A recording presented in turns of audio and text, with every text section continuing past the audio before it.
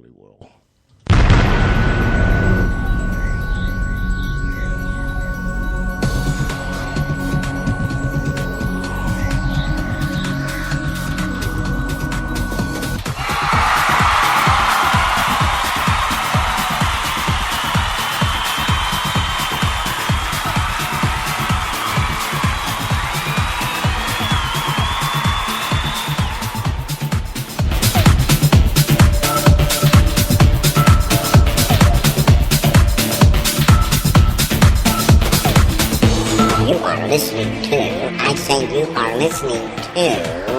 You are absolutely listening to the George Bawlz Show, coming to you live from the Funny Farm. Now, with no further ado, here comes Georgie!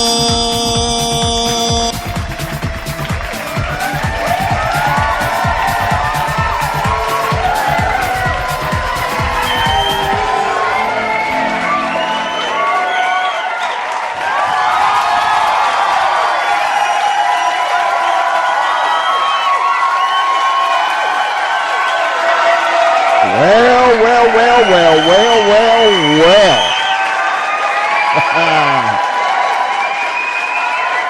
Oh, my. And this is Monday. What's it going to be like around here about Friday or Wednesday or Thursday or whatever day it is? Wow. Listen to all of our friends down the street, around the corner, across this great nation and around the world. We welcome you to the George Bawlz Show, coming to you live from the Funny Farm.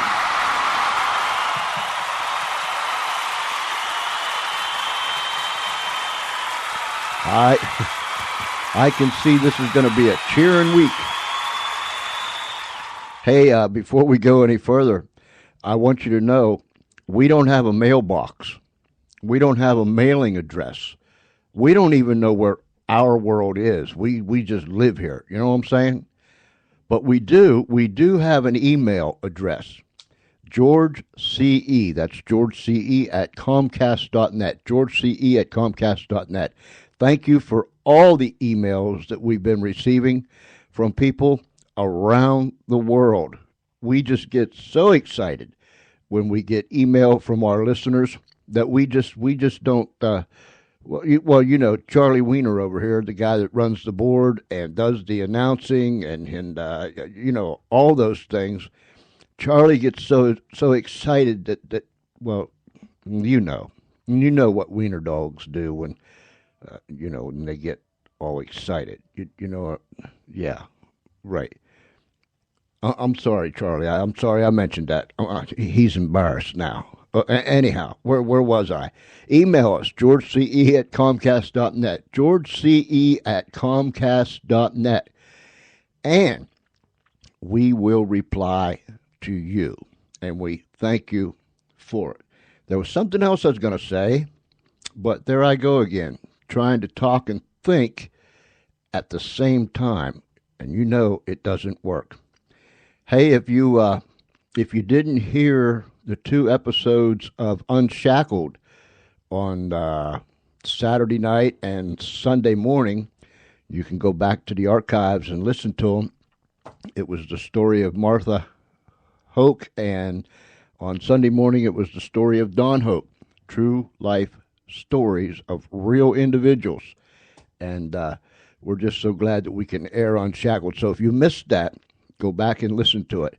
And if you've missed any of the episodes on the George Bawlz Show, go back and just listen to one, some, or all, and they are all available for download, free of charge. No money, no cost. Guaranteed you'll enjoy every one that you bring down. We have a very, very special guest here tonight. A fellow that's just up the road, not too far from me. A man who, what's the word here? He's quite, he's diverse. Is that the right word? I don't know. I'll have to ask him. But, ladies and gentlemen, boys and girls, friends, Romans, countrymen, everyone that will listen, everyone that has an ear, allow me to introduce my good friend, Mr. Lou Bawlz. Lou, welcome to the show. Hey, George, thanks a lot. How are you? I'm doing good, buddy. How are you? Hey, how can you do bad on a day like today? I mean, it's beautiful out. It's 6:36. The sun is still out, or it's light out, I should say. I guess my only complaint would be that we lost an hour, and I feel like I wanted to sleep all day. But other than that, it's a beautiful day. You know, I heard a lot of people, including myself, say that they were sleepy today. Oh, yeah. Does that clock thing really do that to us? Well, I mean, it's only an hour, but if you think about it, I mean, I know you're an early bird anyhow, but like today, I set a bunch of clocks. I did go to bed a little later last night, so that's kind of my fault. But the point is my body gets up naturally at 6 o'clock in the morning. Well, even with setting all my alarms and everything I didn't hear any of them. But you know what? I woke up at 6 o'clock, but it was really 7 o'clock. So, but yeah, it affected me. I mean, just that hour, especially I had a very busy weekend, helping friends out, doing different things, eating bacon, important things like that. And, but that extra hour, man, I tell you, that makes a heck of a difference. And I didn't know it till this afternoon, excuse me, but I heard it on the radio. This is National Nap Day. Ah, yeah. Would have been a nice day, right? Yeah, and I didn't get to take a nap, so I think I'm going to have a National Nap Day tomorrow for sure. Yeah, there you go. Yeah, I know. At work sometimes when I actually get a break, that's occasionally. I actually go out in the car and do a little power nap, like I think 15 minutes. Just a little power nap, set the clock, and get right up, and then you're good for the rest of the day. That's right. That's right. Hey, Lou, tell our audience a little bit about yourself. Okay. Let's just say I've always been involved from about the age of about 14. Always been involved with music. Played in a lot of rock bands in the 70s. Local rock bands, and always wrote songs, was influenced by the Beatles, my favorite band of all times. But, I don't discount other types of music of my era, like even Led Zeppelin, the Rolling Stones, Tom Petty, and Elvis Costello, Steely Dan, just to name a few. And always I tried to play, when I played out and did what we now call being a cover band, I always tried to copy the record as closely as possible. Now, I'm not really a trained musician. I did take some piano lessons, and I took, I think, 3 months of guitar lessons. As soon as I learned the bar chord, I quit. And then I used to just listen to records very closely and just figure them out. And I taught my friend bass. I taught him how to play bass, and he did the same thing. And then we got a drummer, and before you know it, we were playing. And so I've always had a love for music. I've always liked playing out. I'm the kind of guy that's not afraid to talk, as you can see.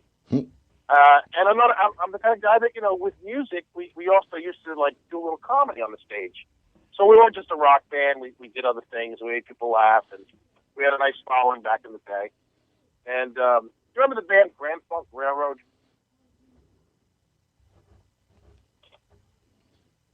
Did we lose Lou?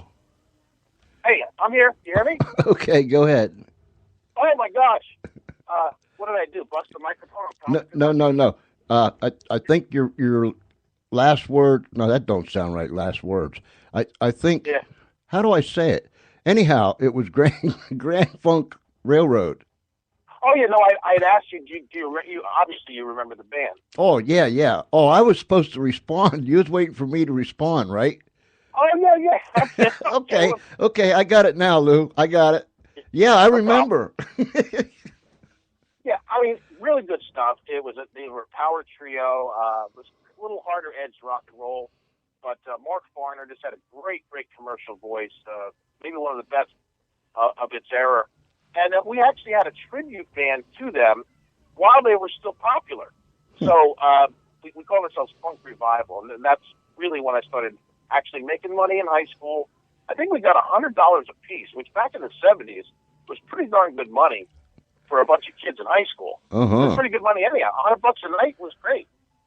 So anyhow, to make a long story short, we did that.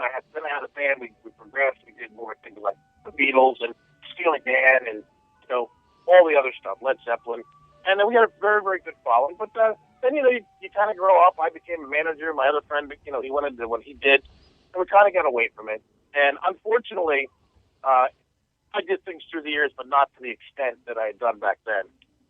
I did have the good fortune when I was in the hotel business, which is another, part of what I did, what I'd done. And we had a bar band in our bar, and they knew I played, so they said, "Why don't you come up and bring your stuff, and why don't you come do a couple tunes with us once in a while?" So I did that, and this was in Philadelphia, right next to where the Phillies play. I guess you know where that is. Back in the 70s, it was called the Stadium Hilton Inn. Now it's the Holiday Inn. But at any rate, that was the same location. And then you also know that all the rock bands went through there. So, you met everybody you ever wanted to meet because they played at the Spectrum or that stadium back then or whatever. And I actually got to play in front of some of my idols, which was kind of cool, including John Oates from Hall & Oates. Got to actually hang out with him for a while. Another band that maybe you know, maybe you don't, but they're all in the same era of Elvis Costello, and that whole group was Rampart and the Rumor. And, they're friends with everybody. They were friends with the Beatles and everything like that. They came in after a concert, and I happened to be in there, and I played a couple tunes, and they actually got up and danced, and I actually convinced them to come up and play on the stage. And this is after they just played at the Spectrum, so it was a big deal in my hotel. So, I bet it was. Yeah. But, primarily, I even like I was telling you earlier, I really want to get back to some of my roots and write songs and do that type of thing and actually play out. See, today it's even more vital to play in a cover band because of the nostalgia of it. All the baby boomers, they're looking for people to play the Beatles and the Rolling Stones. That's what they want to hear when they go out. So if you can get in a band like that, you're number one, you're going to have a lot of fun. But number two, there's an opportunity to make a couple dollars, and that's not a bad thing. Yeah, and those cover bands. I mean, I guess if you're if you're pretty good, you won't have any lack of work, right? Oh, not at all. Hey, would you mind if I mention some friends of mine that are in a Beatle cover band? Would you mind if I talked about it? No, talk, say, whatever.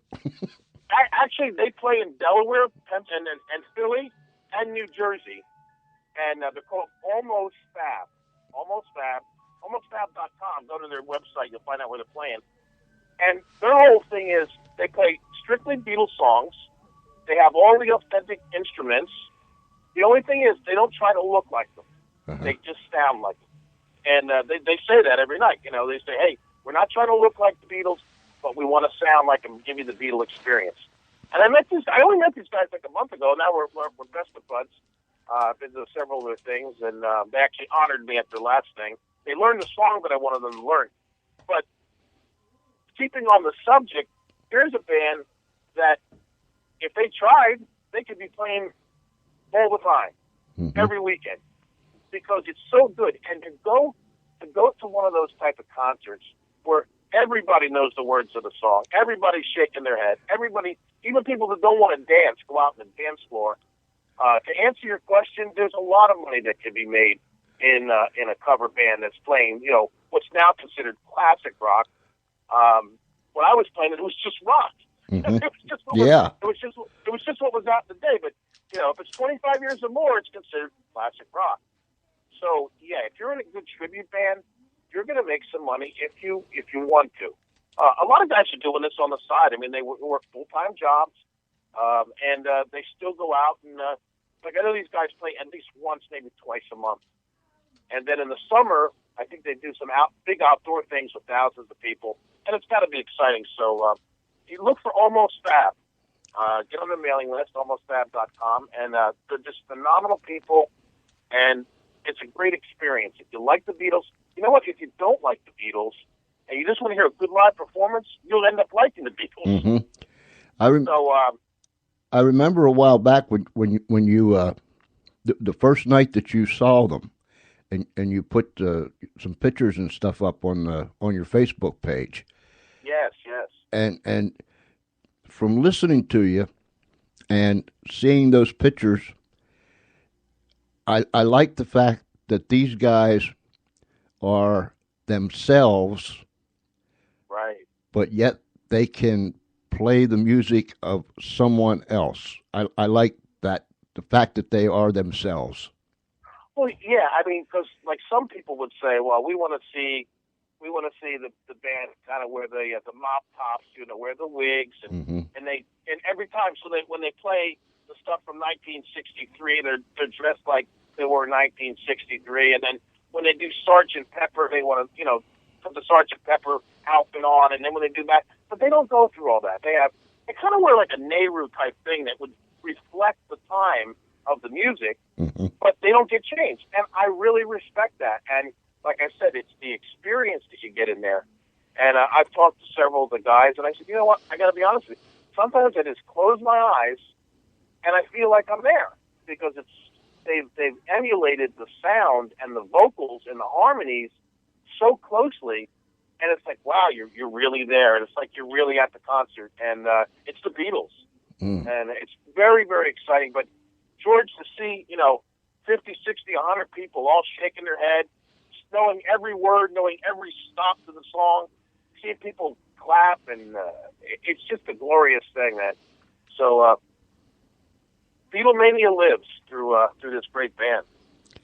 I often ask our musicians that we have on, excuse me, our musicians and songwriters and so on and so forth, what would the world be without music? Oh, my. I don't want to think about it. It's just, well, George, I've said this, oh, by the way, I guess I should say I have a talk radio show, and, I do some rock and roll.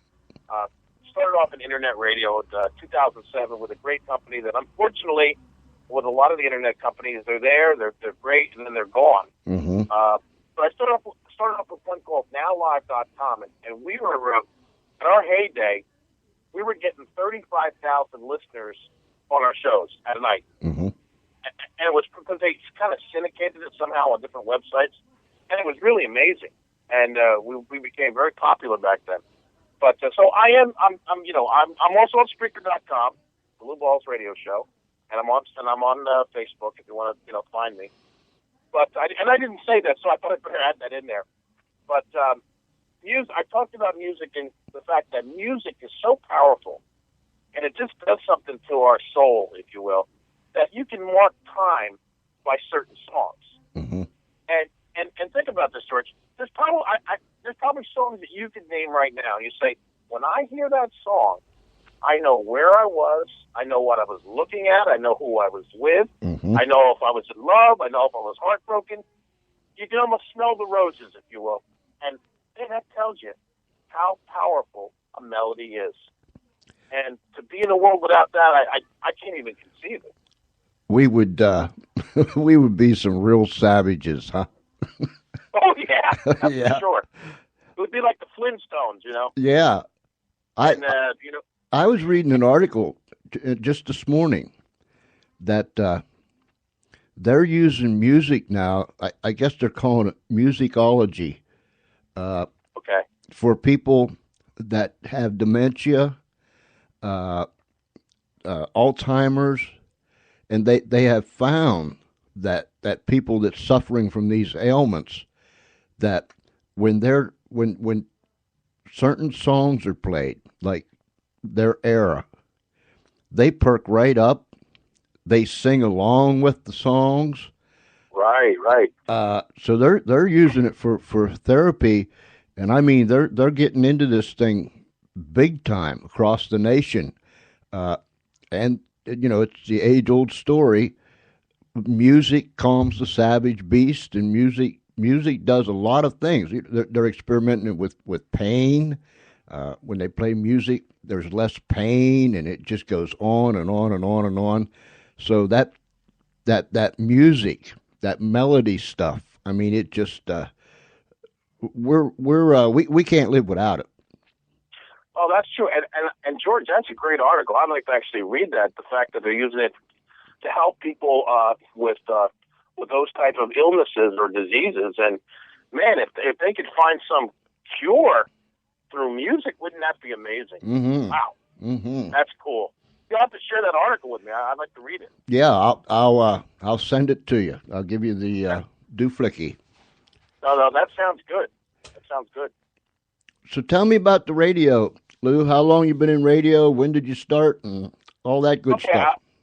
I can actually tell you the date. The first broadcast I did was the first broadcast I did where it was my show. When I was younger, I have a friend that's still. He should have actually made it big. I don't know why it never happened, but it's the wrong place, the wrong time, I guess. But he did FM through college stations, and he was on AM. So when I was playing, he would play my original songs, and so I was in the back in even the late '80s. I was on radio and stuff, but I was on his show, and then a year before I actually started doing it myself, he went on an internet station that was an actual station. Like you actually go to the station. It wasn't something like we all have our own independent studios. He actually went to a station and has turntables and all that, and it was so much fun. And he just let me get in there and do my thing. And I said, you know what? I got to do this. And I started looking on the web, and I found this thing now live. So August 25th, 2007, I did a 10-minute broadcast with one of my friends. And that started it. That started the whole thing. And at one point, I was broadcasting 7 days a week.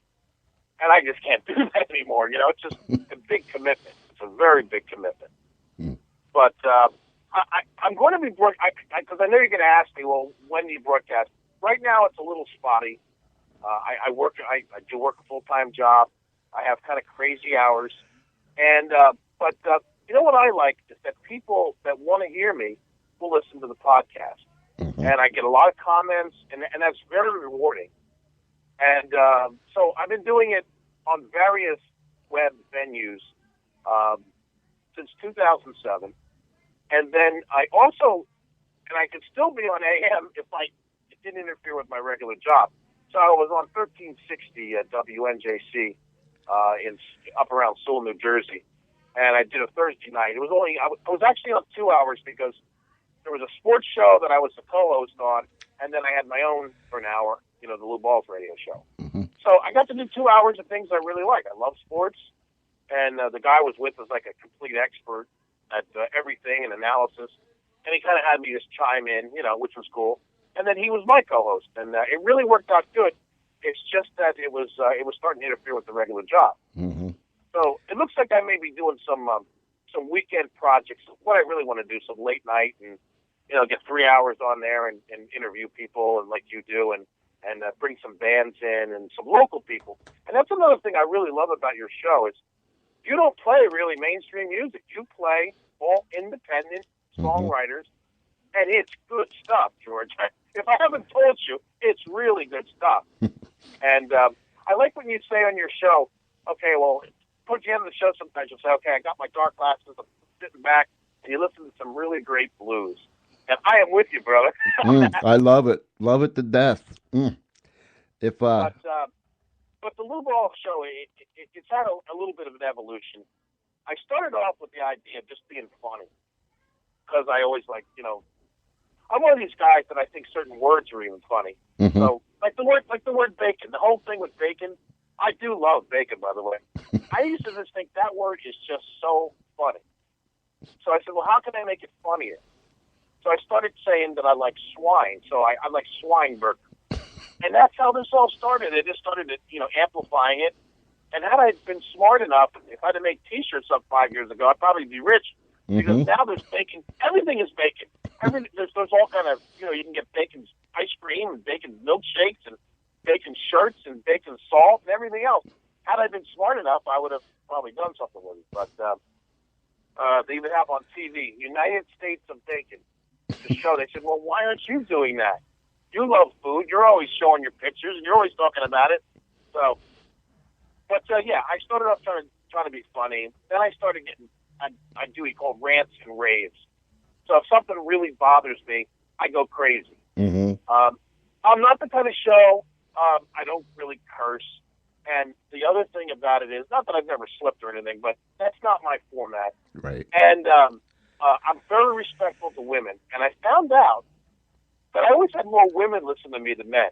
And I always thought that was kind of interesting. Even when I'm horsing around, because, sometimes ladies don't like all the horsing around, I found out they like listening to me. Mm-hmm. So I just kept that format. So then I started mixing it up. I'd play songs, but I would talk about the history of the songs. And sometimes I pick songs that were like theme songs of what I wanted to talk about. So another big hot spot for me is service in America. Being that I was in the fast food industry 25 years, I opened the first Wendy's in New Jersey. I'm a fanatic about really quality service, fast service, clean restaurant, good food. So it's in my background, food, anyhow.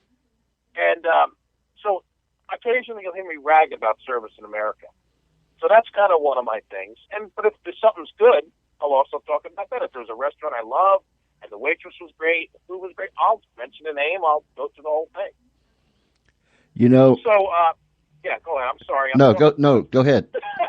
No. Go ahead. Oh, you want me to finish a little bit? All right. So, Lou Bawlz is everything from comedy to rants to raves to rock and roll.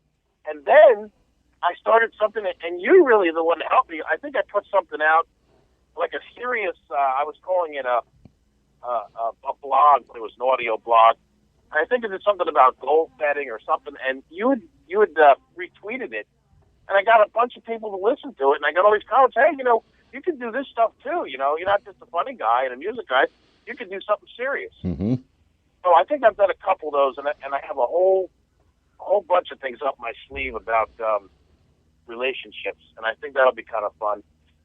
So, and help people, that's what I want to do. So, Lou Bawlz is a variety show.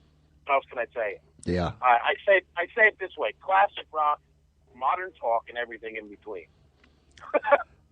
When I had Graham Forster on over in Parma, Italy, yes, we were talking about radio, and we mentioned once it gets in your blood, you're no more good for you know what I'm saying?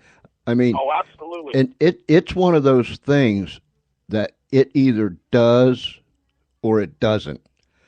There's no in between. It either, you are correct. Yeah, it either bites you and captivates you, or it bites you and you run away because you don't like it. So there's no in between. But once that radio bug gets you, you are never the same.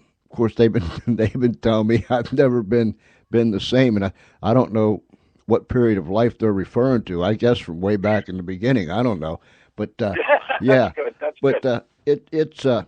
It's just one of those things that once it gets in your blood, you've just got to do it. I totally agree. I mean, it's just a great platform to get a message out, and like you play that song all the time about radio works. Well, that's so true. Mm-hmm. And that's the other thing.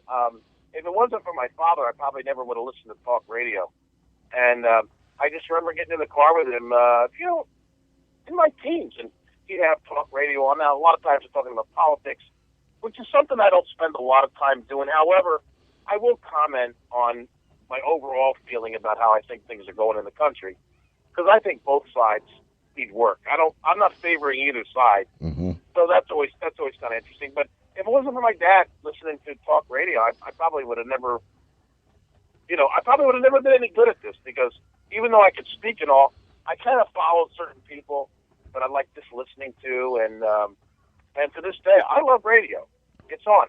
I have the opportunity to listen to Sirius satellite radio, but for the most part, I listen to AM radio. I love AM radio. Mm-hmm. because of all the variety that is available out there. But yeah, when it gets in your blood, George, you are absolutely right. You are bitten, you are smitten. Yeah. Like a woman. Yep. That's how it is. Back in the 70s, when we were doing the shows, a lot of times we'd do them on the old reel to reel. Of course, back then that was state of the art stuff. You know what I'm saying? That's sure. And man, you'd hook up this wire to that thing and plug in this over there to make that come through here, and it looked like all you needed was Prego, and you could, it looked like spaghetti all over the place. Just put some Prego on it. But there you go. It was so much fun, and you actually, with all that paraphernalia, you actually got the hang of it. I mean, you might have got your arms twisted up a few times and did this and did that, but we all do that stuff. You know what I mean? Oh yeah. And then you cue them old reel to reels up, and now I look at it and I think, my God, I mean, anybody, Lou, with a computer, an iPhone, a tablet, anyone that's got an internet connection going through whatever it is, they can broadcast to the world with just, few clicks here and a few clicks there. I mean, it just blows me away, Lou. Oh, no question. Well, I haven't done one broadcast on Spreaker except by my iPhone. Uh-huh. I mean, I've done it all on here, and the iPhone, because Spreaker has an app, which if you don't have the app, folks, they have it for both Android and they have it for Apple. But the Apple one, it actually has a studio in it, and you can upload the songs that are on your phone, and/or I guess sound effects, and it's really, really fantastic. So, like you said, if you have an internet connection, you have a connection to talk to the world, even with your phone, and that is completely mind-blowing. It really is. Yeah, who would ever thunk, huh? Yeah, well, I mean, you're talking about the old reel-to-reels and stuff, and that was the 70s, and figure 30 years later, all this, all the web internet, all the internet stations came out, but it's just amazing. It's what you can do and how you can broadcast and where you can broadcast. I like doing things, even if it's a podcast, I still like doing it live on location, because occasionally, I haven't done it in a while, from certain restaurant bar type situations, you can get the waitress to chime in, and it's kind of, you hear the ambience in the background, and you hear the noise, and there's just something nice about it. And then you can break away and play song, and it's terrific.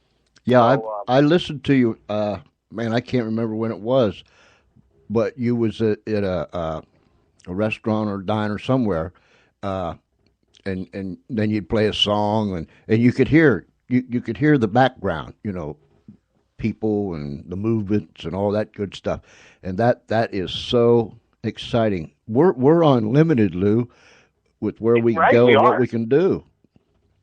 It is a phenomenal thing, and like I said, I'm going to do more. The more I go on, the more I want to do, and this is the year for me to really prioritize. Like I said, the broadcasting, songwriting. Maybe possibly playing in a band again, even if it's once in a while, you know what I mean? Mm-hmm. But back on that subject, let me just say this to you, and you probably know this. Musicians can sometimes be the craziest people, and sometimes there's just a lot of egos in the way when you have a band. And musicians, that's why, you see a band start up, even mainstream bands. They start off, they're good 4 or 5 years, and then they're gone. And it's a lot of times it's personalities and different things that get in the way. And, some of these guys, I mean, if they just keep their head straight on, they can make a few dollars, but they don't. Mm-hmm. They fight, they fuss, and they have egos. So I said all that to say this. It's sometimes hard to find people that want to do the same thing you want to do. And it takes time to weed it out. And it was that way, when I was doing this in the 70s, I can just imagine what it's like trying to figure that out now. So, but I'm going to do it. I'm going to pursue it, and I'm fortunate enough to be a guy that can play a little bit of just about any instrument, I played drums for a few years. I guess bass guitar would be my best instrument, but throughout the years, I've mainly been a rhythm guitar player. And even though I have kind of a deep voice, I can sing just about any range. And I was always able, like I said, to copy a record. If I wanted to copy John Lennon's voice, I could do it, or Paul McCartney's voice. Copy it as close as possible. But we're, like you said, we're going to mishmash all over the place. But primarily, we've been talking about radio and music, and I really appreciate being on here, George. This is fun.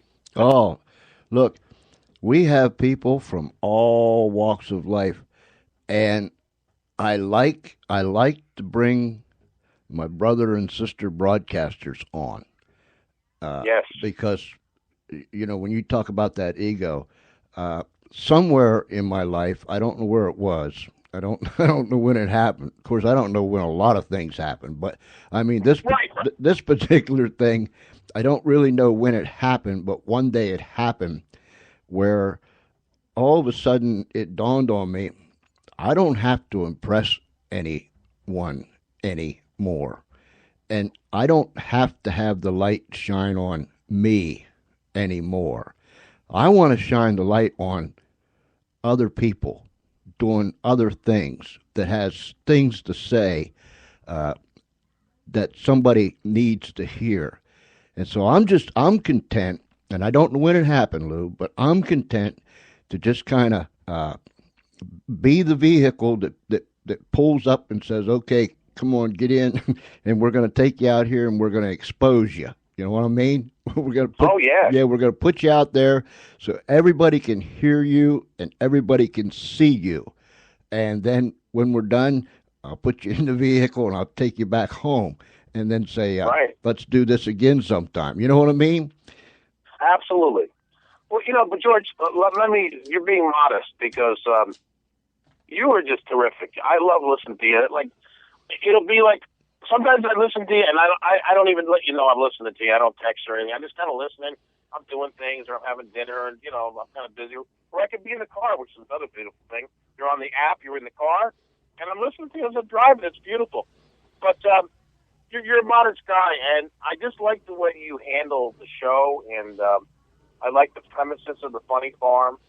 And you do the serious thing, and then you do the funny thing, and those two things really work well. And I know you do. You highlight and you showcase a lot of people, and it's a gracious thing that you've done, even having me on, and I appreciate that. But at the same time, people know who you are, and they see your talents, how you drive the vehicle. And I want to tell you, I love listening to you, man. And I'm not just saying that. I'm serious. I appreciate that, Lou. And congratulations.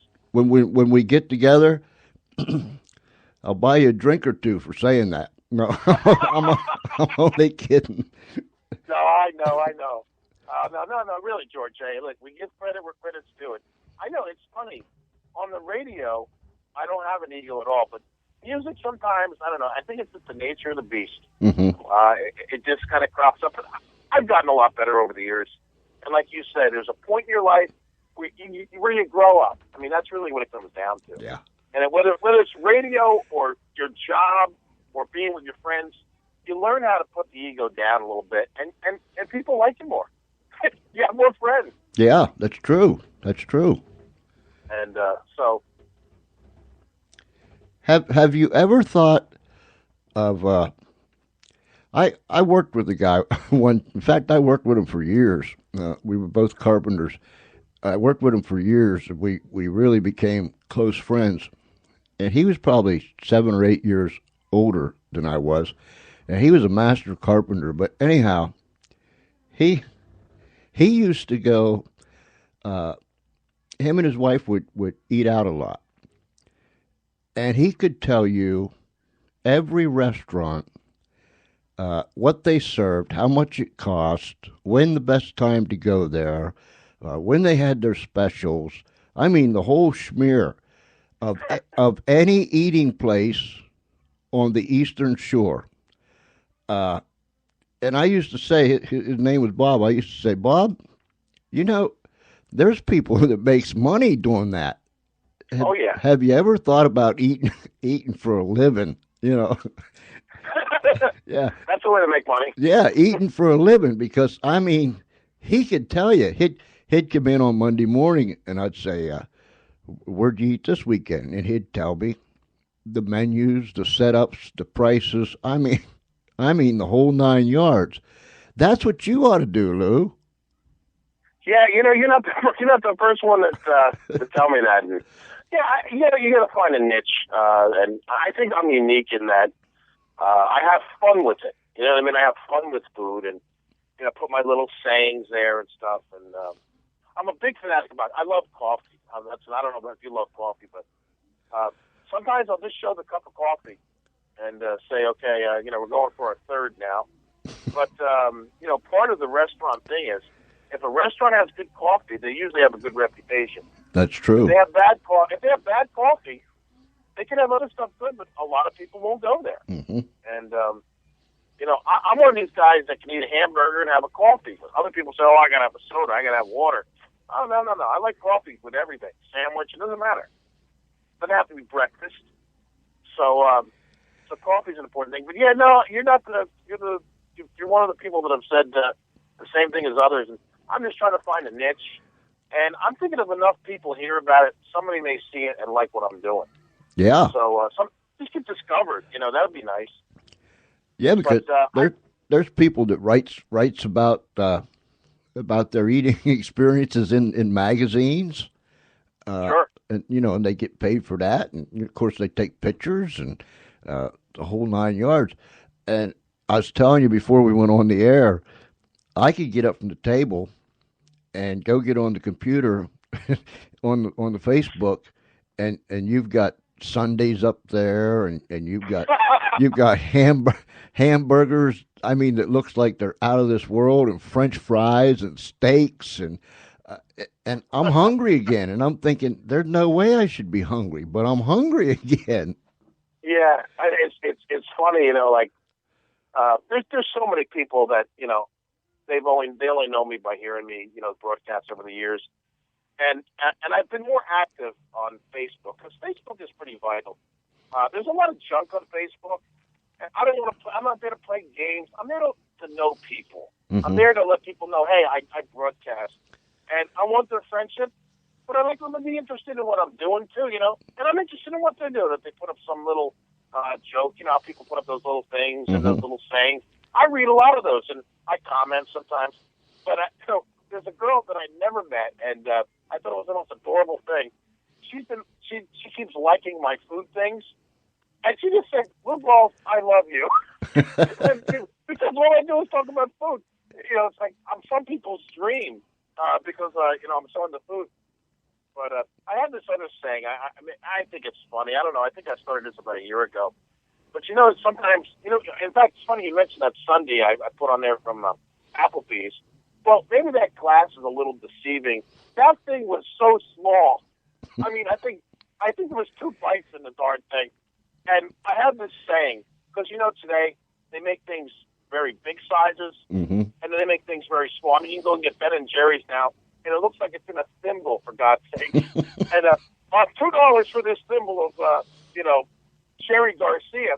And I took a picture of it, and I sent it to somebody and said, look at this thing. It's so adorable. I don't know if I should kiss it or read it. and so I know that's stupid. Somebody's going to say, okay, enough with the kiss it or read it thing.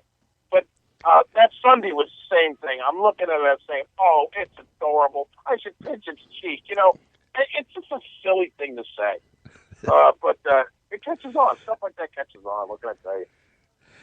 I appreciate you, because I tell my wife, I said, something, Nancy, that man is on the move. It seems to me like you're always on the move, Lou. Always going, coming, been there, done that, and going somewhere else to do that. Yeah, like I said, somebody said, in fact, when I was in Applebee's the other day, I took a picture of the mozzarella sticks. And the lady said, did you just take a picture of those mozzarella sticks? I said, yeah. I said, I chronicle everything I do. She goes, oh, really? She goes, oh, that's pretty cool. Maybe I ought to do that. She walked away. So, yeah, I do a lot. I don't go that far from home. I mean, I'm Monday through Friday. I am so tied up with work. Get out 7, 8, 9 o'clock sometime, whatever it is. And, I work a good 12-hour day. I'm a hard-working guy. And I really don't go and do that much during the week, other than, like right now I'm sitting in front of Dominic's Tavern, which is where a lot of the meals you see, very reasonable, by the way, over in Belmar, New Jersey. But the thing is yeah, I do a lot of things. And then occasionally I'll go see my mother, see my nephews. They're all about 2 hours away up around the Pocono areas. And then I'll chronicle that stuff up there, And it's funny, I have a great nephew that's, I guess he's about 5 or 6 now. And you know what they told him to call me? They don't tell him to call me Uncle Lou. They call me Uncle Bacon. And that's what they taught him. And I'm thinking, you got to love it. So now my other nephew just had a kid. He's not even a year old yet. I can imagine the first thing that they're going to teach him is bacon. Yeah, exactly. But, I get around and, like I said, I try, when you work hard, there is that saying, work hard, play hard. And I think over the last maybe 2 months, I think I've really exerted myself. So you know what? I work hard. I'm going to go and try to see a band every week, at least one of the nights. And being single, you have the flexibility of coming and going when you want. Right. You also have the flexibility to leave your clothes all over the house, leave the toilet seat up, and clean, once a month. But I guess I better straighten that out if I ever expect to get married again. But, being a bachelor is kind of fun. But I said the other day, I'm kind of at that point now. I've been, with nobody, not married, no local girlfriend or anything like that. And I always say, you know what? Living alone is overrated. So I don't know. We'll see what happens. But anyhow, I'm sorry if I went off topic here. No. Hey, there's nothing off topic. I mean, we just go. Yeah. Well, yeah. I mean, you're a lot more. Sometimes you're a lot more focused than I am. My show goes like this. We go from bacon to baseball. So, but no. I try to get around and I try to have some fun and all work and no play makes Johnny a dull boy. We know that. That's true. That's true. And I'm a hard-working guy. I have a work ethic. My father worked for the government, made good money, and I guess the first, 15 years of my life, he worked 2 jobs. He worked a government job, and he worked as a cashier. And my mother really never had to work. And I learned it from my father. He was always hard-working. He says, you want something in life, you got to work for it. Mm-hmm. He says, so look what I do. And I never forgot that. And most of my life, until the last 10 years, I've always had 2 jobs. I've always had a part-time job. So you do what you have to do in life, and I believe in giving people their money's worth. You hire me, I'll show you that I'm going to give you 1,000%. Right. And with that in mind, George, let's just face it, the best, as good as an employee as I can be, tomorrow, the way the economy is sometimes, you can be out the door. Mm-hmm. So you got to keep your skills, strong. You got to impress your employer every day. And I'm not allowed to say my employer's name, right? So I won't. But I'm in the office supply business during the day, and I work for. I'll say this: I work for the largest independent office supply company in the world. And if you know the answer to that, don't say it. Gotcha. Yeah, but when I first started broadcasting, I said, we because they all support me at work. They said, we love all this, but don't mention our name. Because if I ever say anything that, they think is not cool, then, right. People think I'm representing them, and I'm not. And but they're all really cool about it, and they let me put my logo and stuff up on my desk. And, they don't care. They love it. I get to perform at work, too. But, see, that's the other thing, since we're talking about, like you said in the thing, we're going to talk about, food and music and Lou. Mm-hmm. And I'm not conceited, but I'm just trying to follow what you said. And a lot of people think that I'm just a character that was conceived. But I'm like this every day. This is not an act. I know guys in radio that say, well, they're one way on their radio show and they're another way when they go home. Well, that's not me. Mm-hmm. What you see is what you get. If you think I'm funny, you think I'm smart, you think I'm musical, that's the way I am in real life. If you meet me, it would be the same way. You know, I'm going 100 miles an hour all the time. I do that on my show. I do that in real life. I mean, I've even heard Howard Stern, who we would have to say is a successful podcaster, whether you agree with everything he does, and he was saying that's not the real him. And I'm thinking, wow, how can you be something else and be so successful? You know, Right. But Lou Bawlz is Lou Bawlz. Yeah. And I like people. I call them plastic. I like people that's not plastic. right. You know, they're for real, and I've learned to listen over the years, and I've always said it, and maybe you've heard me say it, but I listen, be it man, woman, boy, or girl. I listen for their heartbeat, and I've started doing. I don't know when I started doing that, years ago. And I catch myself thinking sometimes, I wonder if they know what I'm doing, you know. But I'm listening. I'm listening so intently. I want to hear their heartbeat, and if I can hear their passion, I can hear their heartbeat. That person, to me, is genuine. There's no pretense, no plastic, no this, no that. It's for real, and I can hear the thump, thump, thump of their heartbeat, and their passion is showing. I like that. I like that about people. And then, you know, the screwballs, I just, you know, I just listen and say, yeah, okay, you know. But, right. No, I have heard you say that, and I appreciate that you say that. I do the same thing. I agree with that.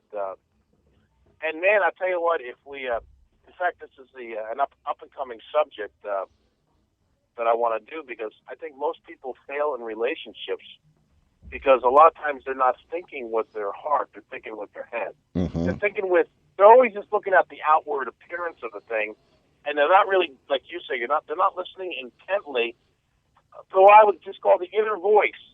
And Right. we tell them what to do every time. And we tell you, if we listen to what we call the heart, the inner being, the soul, if we listen to that, if we just quiet it down, we wouldn't pick the wrong person to hang out with or the wrong mate in life, or we wouldn't make bad business decisions or buy something stupidly.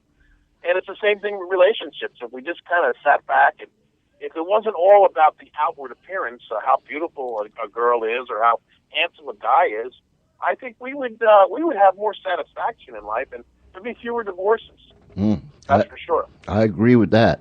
Yes, indeedy. I actually wrote a song that I wish was. It's kind of like a demo, and I'm probably going to play it on my show because the song itself is great. It's not perfect. Wasn't perfectly recorded, but the song's called "Heart First." The rest will follow. I wrote it in 1988, and I'm going to let me just say this. I'm going to preach the song because it's not about outward appearance, it's about the heart. It's about hearing the heart. And it's about following your heart. Because when you do, you will have success. So I'm just going on that because that's where you were. So I'm just continuing what you said in a way. Yeah, well, you know, the Bible said, out of the abundance of the heart, the mouth speaketh. Absolutely. And I've always said, where the heart is, your feet's going right along with it. Right. So yeah, I agree. I agree with that heart thing. Yep, absolutely. And but George, you definitely hit it on the money. I listen to people close to, and I try to find, like you say, the passion, because it's just so much. It's just such a better situation, especially when you're interviewing somebody. Like if you can get their hot button and get them going, you know. And it's just a beautiful thing. It just flows, and everybody benefits from it, you know. You know, it really scares me, Lou, is particularly young people. You know, right. And I'm trying to get more and more young people interested in radio, because I'll ask a lot of these kids. I say, "What do you want to do?" And it drives me nuts inside. They'll say, "Oh, I don't know," you know. Right. And I'm thinking, dude, You're 15, 16 years old.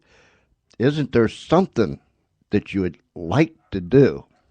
Well, I don't know. I mean, it just causes me inside. There's lights flashing and sirens going off and whistles blowing, and I'm thinking, oh man, and I'm hearing more and more and more of this. I don't know, you know, and I'll say, look, have you ever been interested in radio? Oh, I don't know. And I'm thinking, is this the only words these kids know anymore? I don't know. And Well, it's I know scary. exactly what you're saying. It is scary. And hey, you know what the scary thing really is? Is when you and I get to that age where we're going to retire. Mm-hmm. These are the people going to be running the country, for God's sake. Yeah, These are the yeah, people going to make the laws. That's scary. yeah. That's really scary. No, I actually I wrote a course, many years ago, and I talked about development of people.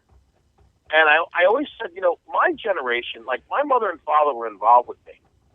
So, I was born in the 50s, and I had good parents, as good as they could possibly be. My mother is a beautiful role model and was always very encouraging to me. My father had the hard work ethic. So I had something to look at to get me to move forward and have more words to say than I don't know. Mm-hmm. And I think, as time going on, we got, kids in the 80s, the 90s, and beyond. They have two parents that are not involved in their life. They both work because they have to, and I don't fault people for that. But their kids are kind of left out there without any role models. So then what do? They go to school, and those kids aren't role models. Right. And the teachers end up not being the role model. Maybe they go to a church and they don't see a role model there. I don't know.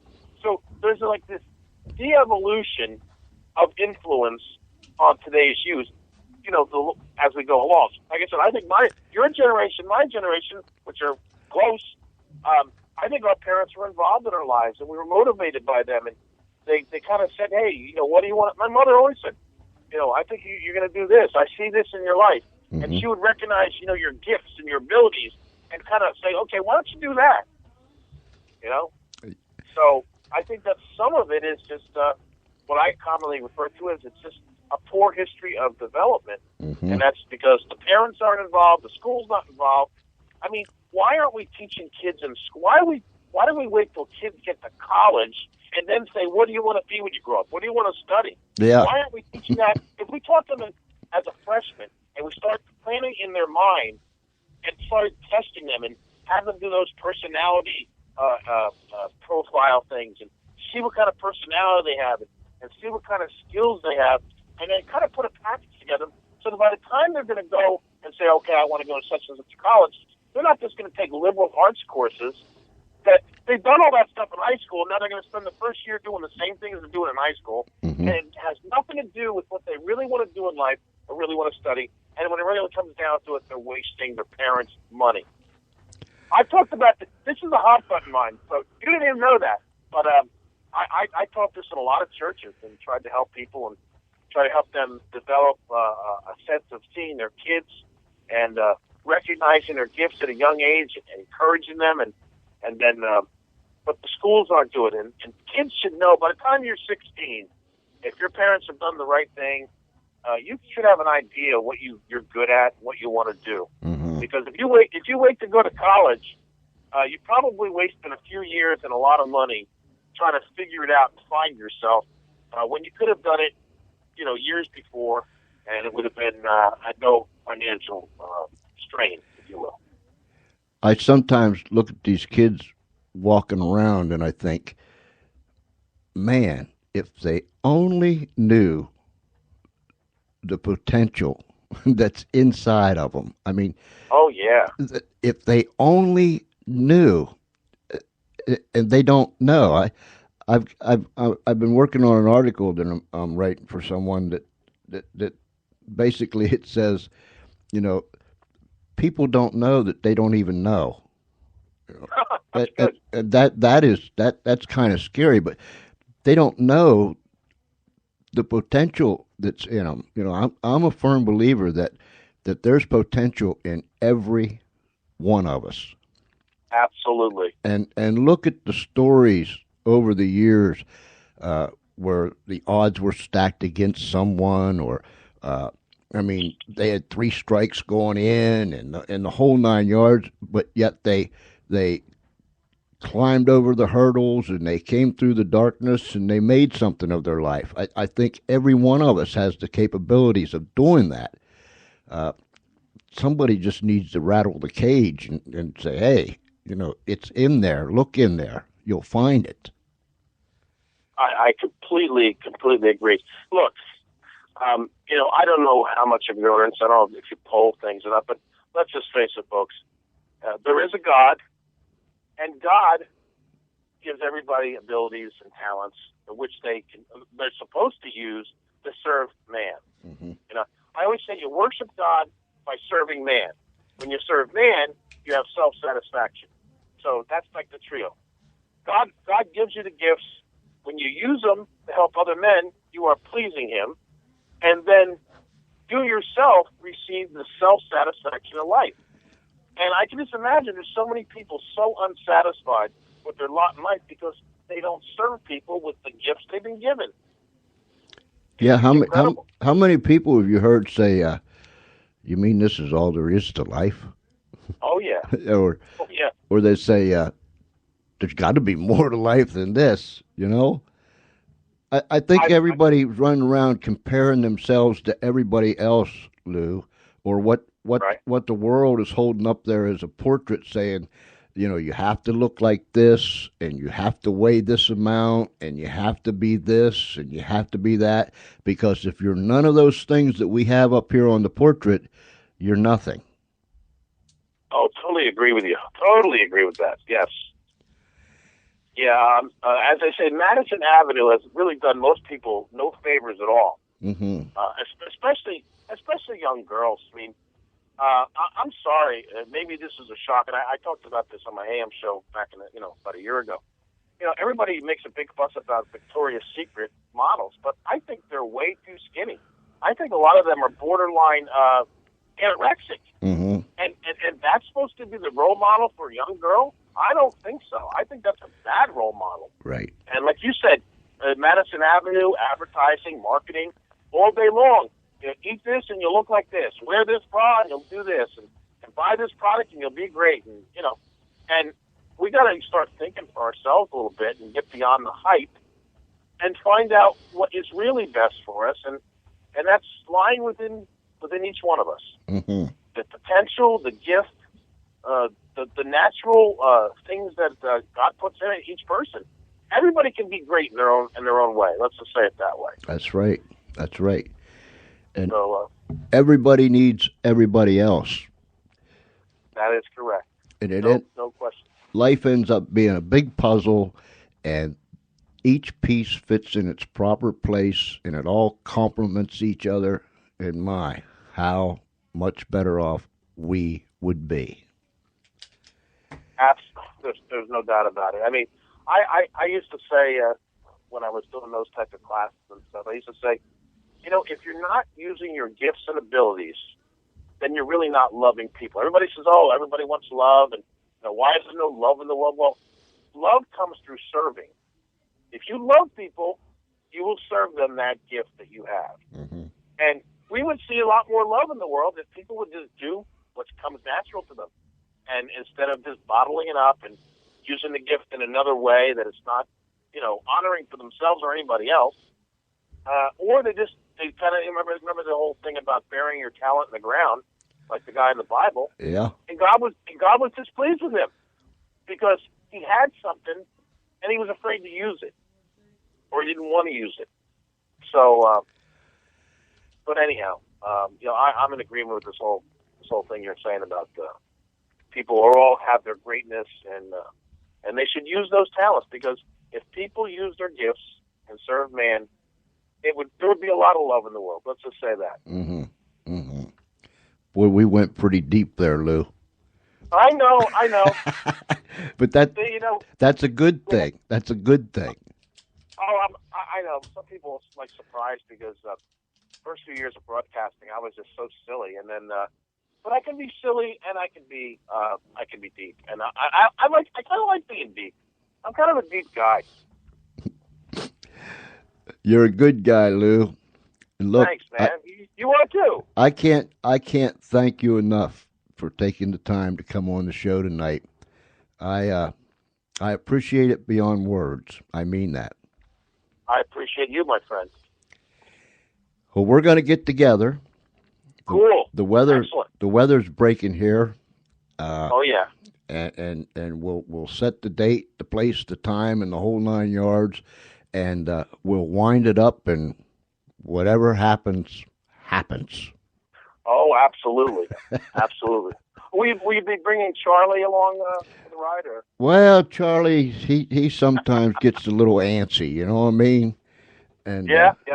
Yeah, and then there's a lot of times he'll just skedaddle out of the way on purpose, so I can't find him. You know, and it's hard to tell about Charlie because he's just a mess. That's all there is to it. Charlie's a mess. Yep. Well, one last thing I have. I want to be inducted into the Funny Farm officially. Oh, no problem. We've got your room ready. We've got you.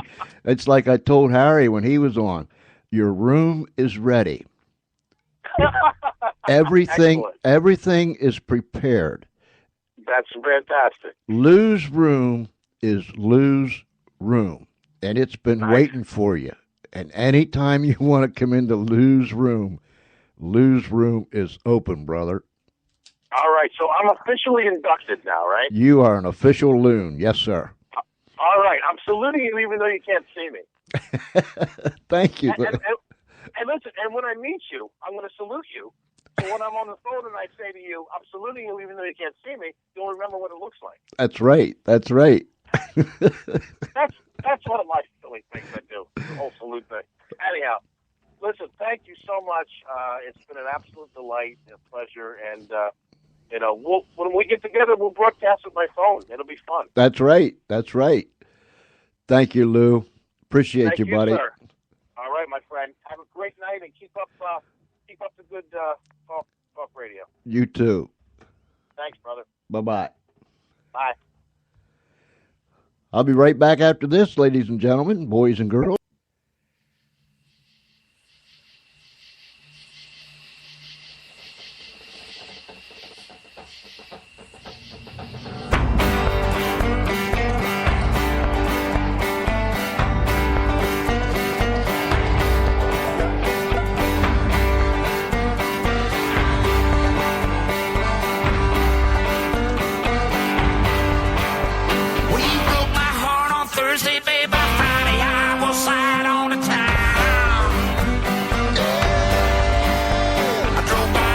On Saturday, and I sad to see you creeping around. Well, early Sunday morning, knocking, walking in, you sleeping in my bed. We smell like booze and cigarettes and sex and sweat and suicide lead.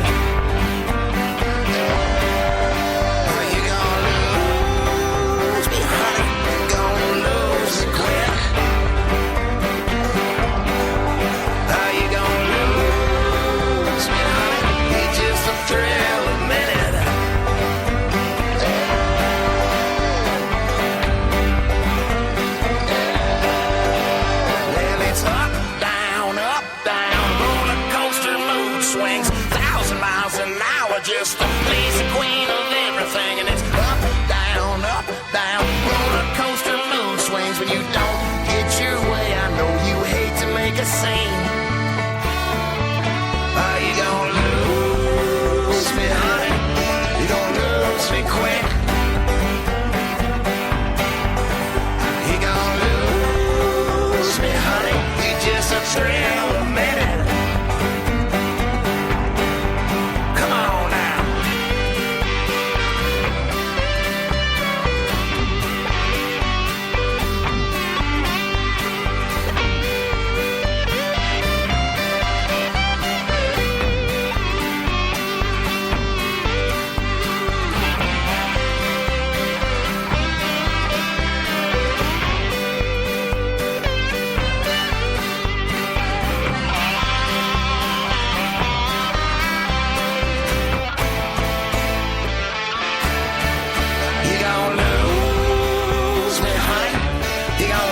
lose me quick. You gon' lose me, honey. It's just a thrill a minute.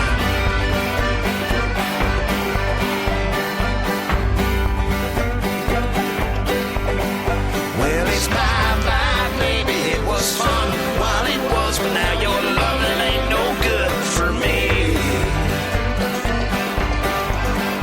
And it's bye-bye, babe. I can't believe the way you behave. You made a mess. You passed the blame to me.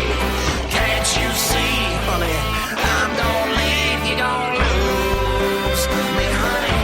You gonna lose me quick.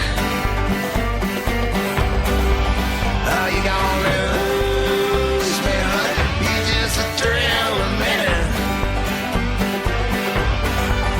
How you gonna lose me, honey? You gonna lose me quick. You gonna lose me, honey. You just a thrill a minute.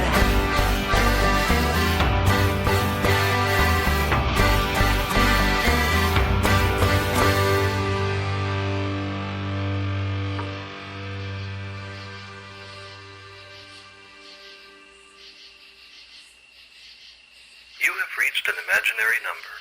Please hang up your phone, rotate it 90 degrees, and dial again.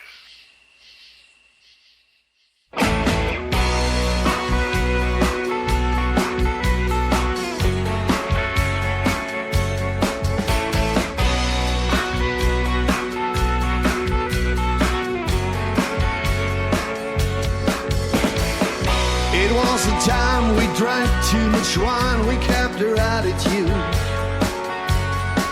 That every cloud has a silver lining. Man, it felt so good.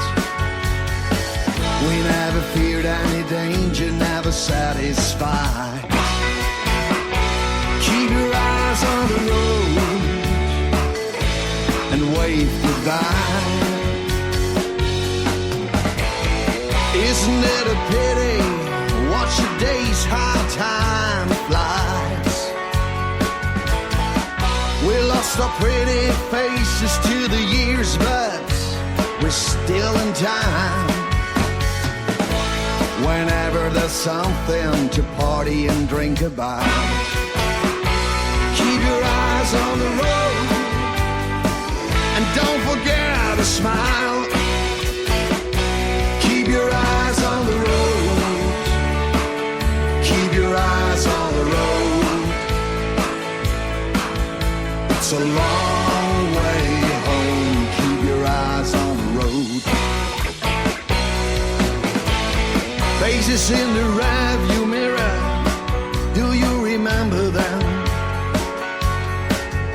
Easy come, easy go. I think we both know why they come down. As gypsy hearts, 'cause we say bye. Keep your eyes on the road. Sometimes it's hard to ride. Keep your eyes on the road. Keep your eyes on the road. It's a long way home. Keep your eyes on the road.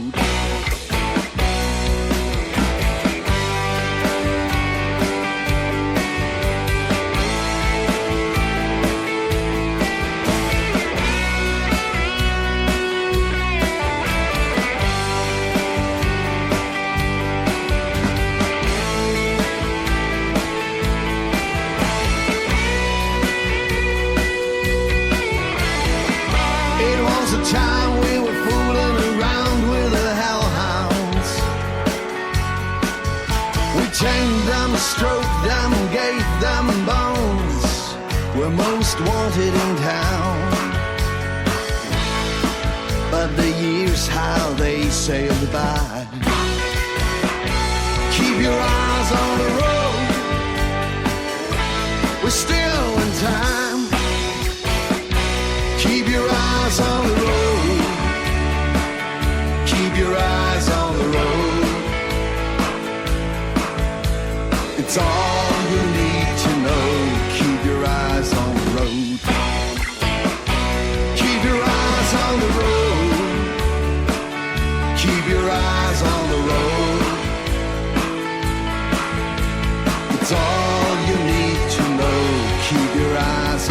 road.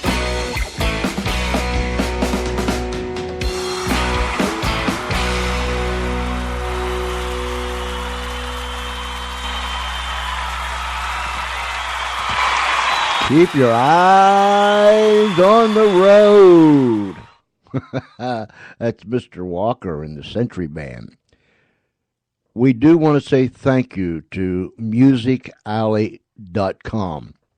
And for you that have never heard of musicalley.com, go there. I think you'll find it very interesting. But this is what we do as producers. We go to musicalley.com, and particularly Charlie, he's the music guy here, goes down and digs up all the music that we use on the George Espinlove show.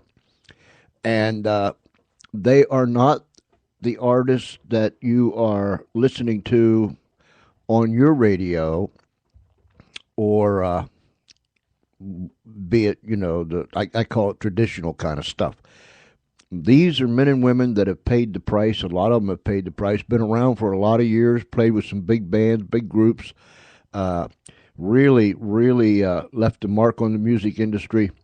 And there are others that are just starting out. So there's a variety of people, and we try to spotlight their music, showcase their music, get it out in front of the masses so they can be exposed and the masses can hear such great music. And I'll tell you what, those folks down there at musicalley.com, they are doing a terrific job by making a place that artists all over the world can put their music up and be used on radio shows and productions and so on and so forth. And then the artist gets the reports back of who played what, when, where, and all those kind of things. So it's like a big cycle going around and around and around. Everybody helping each other. So folks down there at musicalley.com, thank you so very, very much. Now, everybody, men, women, boys and girls, friends, Romans, and countrymen, get your notebooks out. It's time to take some notes, and then we're going to get back into something else. I haven't told you this for quite some time, but here we go. I want you to follow me on Twitter. I have no idea where I'm going. I'm telling you, I have no idea where I'm going. I'm just going. And I'd like for you to follow me. Pop, that's Pop X7 at Pop X7 at Pop X7. I'm gonna get my tongue tied here if I don't stop it right now. But follow me at Pop X7 on Twitter. Then come to Facebook and look me up. I'm not hard to find. And I'll be your friend, you be my friend, and we'll follow each other on there. Go to the Espen blog. That's TheEspenblog.com, theespenblog.com. And I will say that we have neglected the articles on the Espen blog as of late, but they're coming back. They'll be back. But you can go over there to our show page right off of the Espen blog and see who the guests are going to be and the guests that we have had and so on and so forth. So follow me on Twitter, come to the Facebook page, and we want you to email us, georgece@comcast.net. Now I want to tell you something. This next song that we're going to play, Too Bad Henry, is by a gal that can just flat out sing. Her and her husband, Maria Danes and Paul Kellyton, they have been in the music business for quite some time. And I mean, you talk about rock blues and the blues and just about anything that you want sung, Maria Danes can sing it. From the UK. And we are still, excuse me, excuse me one more time, we are still anticipating that Maria and Paul be guests on our show. So, with no further ado, and I can go off and choke, listen to Too Bad Henry by Maria Danes. Oh man, you're crooked as an old oak tree. Bend over double with a crick in your knee. You're going crazy as a rabbit in a trap. And every three blind daybreak since you've been looking at the map. Too bad you told me every which way wrong. Too bad you're singing someone else's song. You're getting lazy as a dog without a bone. And every hard time, Henry, you're gonna find your way home. Too bad the police always pick you up. Too bad they confiscate your beat up truck. Too high to jump, too low to fall. What in the hell is a hammer for? You're in the heart, you're out of luck, you're going crazy.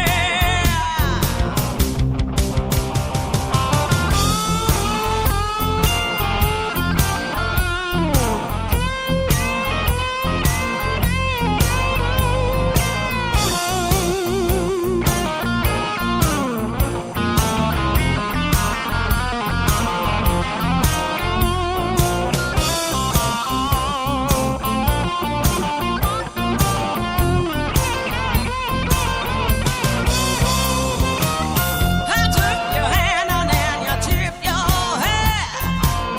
You took the smile and then you gave it back. It's looking hazy. Where the hell did summer go? And it's been 3 weeks, baby, since you long and let you roll. Too bad the police always pick you up. Too bad they confiscate your beat up truck, yeah. Too high to jump, too low to fall. What in the hell is a hammer for? You had a heart, you had a luck, you going crazy. Woo! Hey!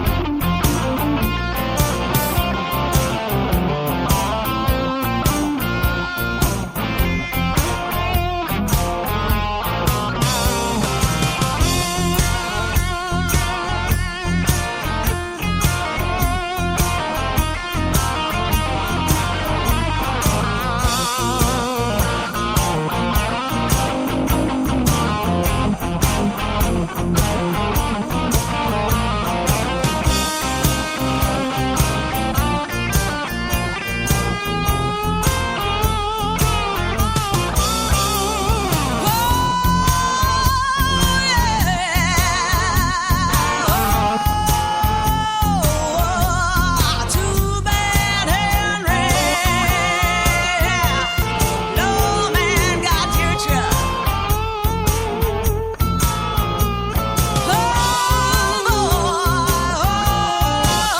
You're on a hook.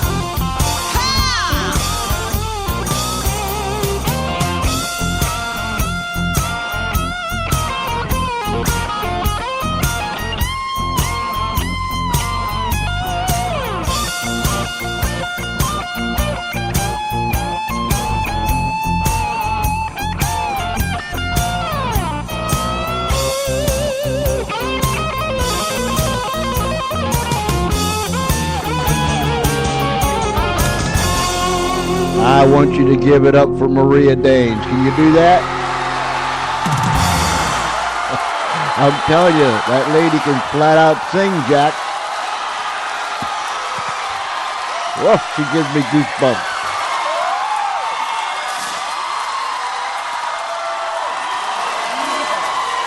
Wow.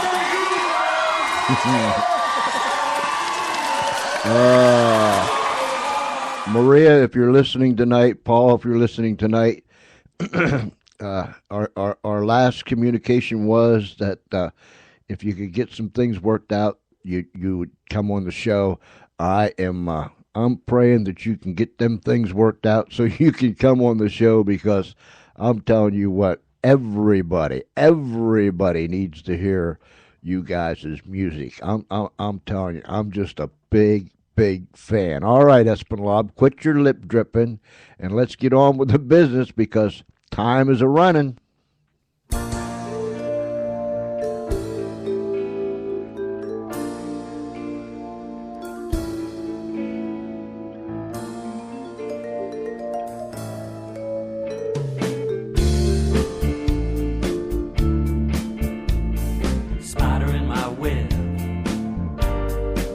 What you trying to do? You treat me so unkind, treat me like a fool. You're a spider in my web.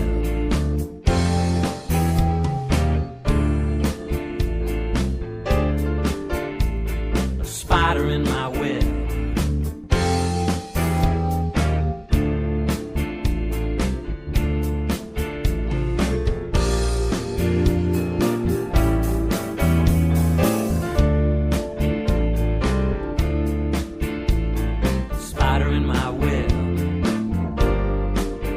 In your disguise,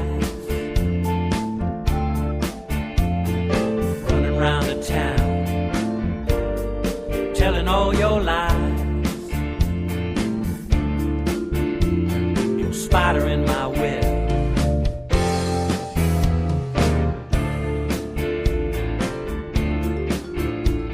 A spider in my web.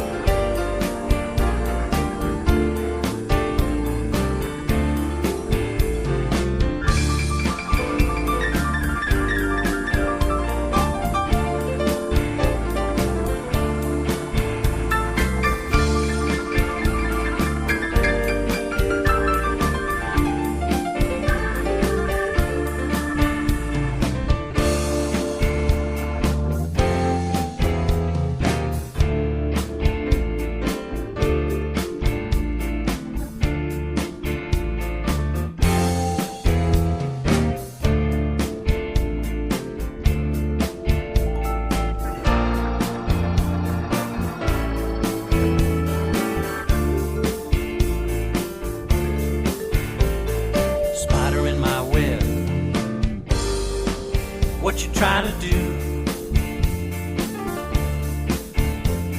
You treat me so unkind, treat me like a fool. You're a spider in my web.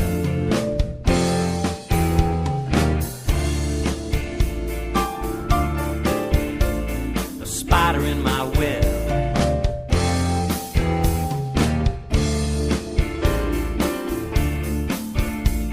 Spider in my web.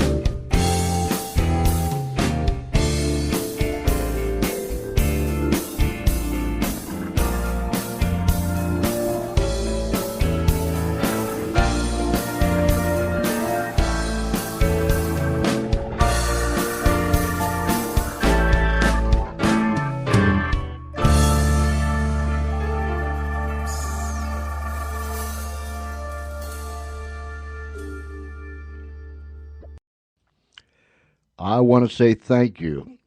Thank you so very much to Mr. Lou Bawlz. He was so gracious to come on the show tonight, and we just had us a, what do you want to call it, a fireside chat without the fire. But it was warm. It made you feel warm and fuzzy on the inside, and you need to catch Lou on the radio. He's right here on the Spreaker network. Do this. Go to Spreaker, that's Spreaker, Spreaker, Spreaker.com. And then up there in that little search box, type in there Lou, L-O-U, Bawlz, B-A-W-L-Z, Lou Bawlz. And he'll pop up there, and you just click on it, and you can go and you can listen to all of his previous radio shows.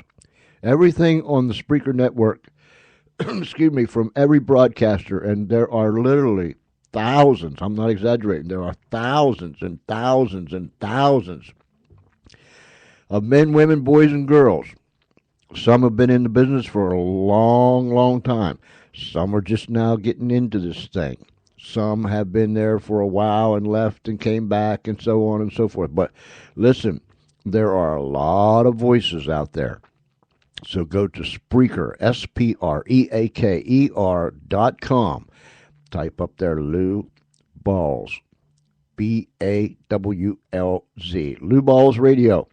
And his show will pop up. You can click on any one of them. Any of them, some of them, one of them, whatever you choose. Go frontward, backwards, start in the middle, go to the rear, go to the front. Do anything. You know what I'm saying? Just do anything. But go listen to Lou on his podcast. You will enjoy it. I also want to say thank you to my good friend, Mr. Harry B. over there in London, Derry, or Derry, whichever way you choose. Mr. Harry B. for his fine words that he just recently, not too long ago, put on Facebook. Thank you so very, very much, Harry, for those kind words. And Jonathan, thank you. And Graham, thank you. And Beer Run, thank you. And everyone that has been so kind and so gracious, your kind words, your support, the audience is growing and growing and growing. And it's all because of our incredible guest. It's all because of our incredible audience. And I'm just behind the mic, that's all. But I want to thank you so very, very much. And to all the people that helps with the George Espinlove Show right here at the Funny Farm in a place called Our World. Email me, georgece@comcast.net, georgece@comcast.net. And we have been getting a lot of emails from people all over the world. We've got a great week planned for you. Tonight was exceptional. I thank you so much, Lou. Tell your friends, tell your in-laws, tell your outlaws that if they didn't hear it live tonight, they can go back and listen to it over and over and over and over again, as many times as they want to. Tuesday, Wednesday, Thursday, Friday, we'll have something exciting. We'll have guests from every walk of life. We have, on Wednesday night, I'll throw this in real quick and then just let it alone. Judge David Minier will be here, and what he has to say is just going to blow your socks off if you have socks on. If not, it's just going to curl your toes. It'll curl your toes. It'll have some kind of an effect on you. I promise you. He'll be with us Wednesday night, and then we'll have our guest on Thursday night, and Friday night we'll have our guest, and, you know, Friday night, them freaky Friday nights around here, you just never know what's going to happen. Look, I can't get out of here until I play some music of my friend Coley Bryce. I just love his music. I love everybody's music. This is called Bad Friday. Bad Friday on Monday.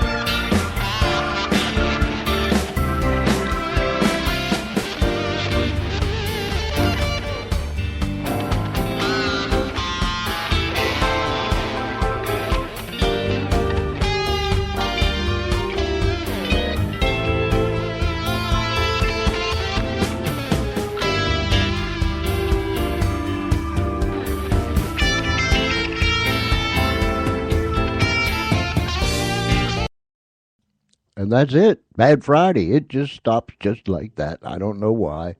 Charlie had something to do with that. But nonetheless, Bad Friday on a good Monday night. How about that? Hey, listen, it's almost time for us to get out of here tonight. I want to thank you for hanging with me. You people that's down the street and around the corner and across this great nation and around the world, you make it worth it all. Believe me, you make it worth it all. Without you, there would be no need to sit behind this microphone 7 days a week broadcasting what we broadcast. It's all because of you. You're the one that gives us the support. You're the one that just encourages us to continue to make our show just as good as we can make it. And I thank each and every one of you. Again, I want to say thanks to Mr. Lou Bawlz out of New Jersey for being with me tonight. A real prince of a man. Go to Spreaker, Spreaker.com, Spreaker.com, and type in up there at the search box, Lou Bawlz. Lou, L-O-U, Bawlz, B-A-W-L-Z. And his show will come up, and take the time to listen. You will be glad that you did. Well, I can see that it's going to be Happy Trails. I'm not going to sing it. That's Roy Rogers and Dale Evans. They're the ones that always sang that. But it's going to be Happy Trails for us. I want you to remember something. There's a whole lot of love that's coming to you from the Funny Farm, and we mean that.